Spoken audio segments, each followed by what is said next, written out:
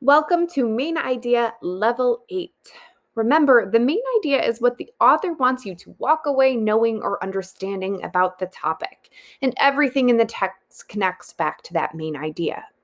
In this, you're going to have to practice reading some paragraphs or passages and trying to determine the main idea. So let's do one together first. And let's also remember the tips and tricks we've talked about. Tackling shorter passages is often a little bit easier. We look for repeated words or phrases and we try to identify a topic sentence. Then we ask our three questions. What is the text mostly about? What does the author want us to know? And what idea connects all of the information? When you're tackling a longer text, you can still use those tips and tricks, but it's important to remember that the first and last paragraph are the paragraphs that will often have the topic sentence in them. And it's also a good idea to chunk the passage into individual paragraphs or sections and try to determine the main idea of each of those chunks. At the end, the main idea of each chunk will add up to the overall main idea. Okay, let's look at this one together.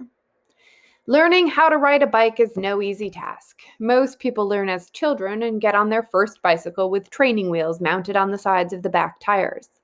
Those training wheels eventually come off after the child has gotten a lot of practice. When that happens, usually someone runs behind the bicycle, holding the back of the seat as the rider learns to balance on two wheels. The rider eventually picks up how to lean and balance on the two wheels, and the runner can let go of the seat. The rider then rides off on their own. Okay, so what is this mostly about? It's mostly about learning how to ride a bike. What does the author want us to know about that? Remember, the main idea must be stated in a complete sentence. And it sounds like the author wants us to know that it's difficult and there's a lot that goes into learning how to ride a bike. First, you have training wheels on your bike, you get a lot of practice, then someone helps you as you get on the bike with just two wheels for the first time, and they hold on to the seat, and then eventually, once you figured out how to balance, they let go.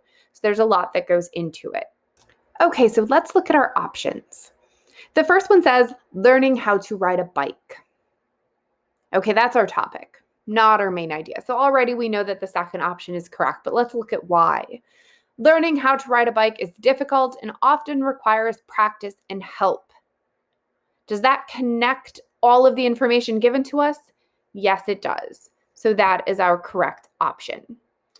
As you go through these, you're going to be seeing some longer passages. Remember to chunk them. And if you need help, you can always ask a teacher.